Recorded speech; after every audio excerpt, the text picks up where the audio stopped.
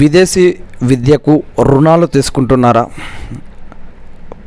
విదేశాల్లో ఉన్నత విద్య పూర్తి చేయాలని చాలామంది విద్యార్థులు అనుకుంటున్నారు. అయినప్పటికీ చేతిలో డబ్బు ఉండదు. అందుకే స్కాలర్షిప్స్, ఎడ్యుకేషనల్ లోన్స్పై ఆధారపడుతుంటారు.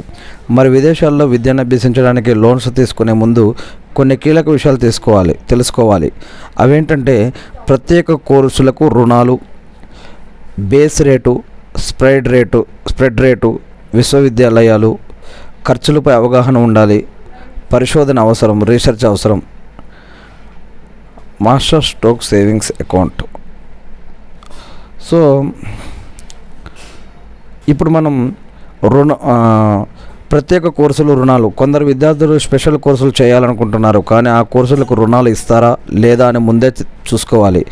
ఇలాంటి విద్యార్థులను ప్రోత్సహించడానికి కొన్ని బ్యాంకులు ప్రత్యేక కోర్సులు కూడా రుణాలు మంజూరు చేస్తున్నారు. కోర్సులకు సైన్సు, టెక్నాలజీ, ఇంజనీరింగ్ వంటి కోర్సులకు మాత్రమే కాకుండా aviation, film making, sound engineering వంటి సంప్రదాయేతర రంగాలకు కూడా రుణాలు పరిమితి విస్తృతం చేస్తున్నాయి. కొన్ని రుణ సంస్థలు executive MBA, vocational skilling, upskilling programmes కోసం కూడా విద్యా రుణాలను అందిస్తాయి. Base rate, spread rate. విదేశీ విద్యా రుణాల వడ్డీ రేట్లలో బేస్ రేటు, స్ప్రెడ్ రేట్ అనే రెండు విధాలు ఉంటాయి. బేస్ రేటు ఒక్కో బ్యాంకులో ఒక్కో విధంగా ఉంటుంది. స్ప్రెడ్ రేటు మాత్రం కాల వ్యవధిలో మార్కెట్ కదలికలను బట్టి మారుతుంది. అందుకే దీన్ని వేరియబుల్ వడ్డీ రేటు అని కూడా పిలుస్తారు.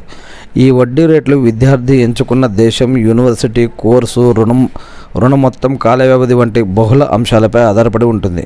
ఇక విశ్వవిద్యాలయాలు సాధారణంగా రుణ సంస్థలు గుర్తింపు ఉన్న యూనివర్సిటీలలో చదువుకునేందుకు రుణాలు అందిస్తాయి.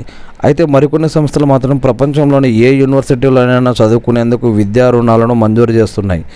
ట్యూషన్ ఫీజులు, వసతి, ప్రయాణ ఖర్చులు, అభ్యాస పరికరాల ఖర్చు, జీవన వ్యయాలు, ఇతర విద్యా సంబంధిత ఖర్చులను కూడా ఇందులో భాగం చేస్తున్నాయి. ఖర్చులపై అవగాహన ఉండాలి. విదేశాల్లో విద్య అంటే ట్యూషన్తో పాటు వసతి, జీవన వ్యయాలు, ప్రయాణ ఖర్చులు, బీమా, ఇతరత్ర అనేక ఖర్చులు ఉంటాయి. అనుకోకుండా తలెత్తే ఖర్చులు కూడా ఉంటాయి. అందుకే రుణం తీసుకునేటప్పుడు వీటన్నిటిని పరిగణలోకి తీసుకోవాలి. దీంతో ఎంత రుణం తీసుకోవాలనేది తెలుస్తుంది. అవసరానికి మించి తీసుకుంటే అనవసరంగా ఖర్చు చేసే అవకాశం ఉంటుంది.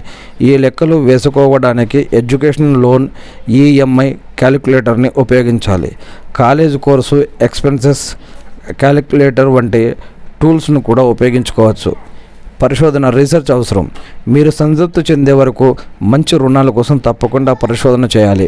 వివిధ రుణాల ఆప్షన్లు, అర్హతలు, వడ్డీ రేట్లు, మంజూరు విధానాలు, తిరిగి చెల్లింపులకు సంబంధించిన నిబంధనలు, హామీలు, ప్రాసెసింగ్ ఫీజులు పరిశోధన చేస్తే అందులో మీకు ఏది ఉత్తమం అనిపిస్తే అందులో లోన్ తీసుకోవాలి. కేవలం ఒకే అంశానికి అధిక ప్రాధాన్యం ఇవ్వడం వల్ల కొన్ని ఇబ్బందులు పడాల్సి ఉంటుంది.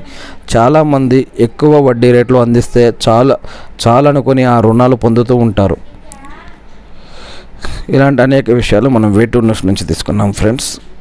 ఇవన్నీ కూడా మనం తెలుగు ఆటో న్యూస్లో చూస్తూ ఉన్నాం.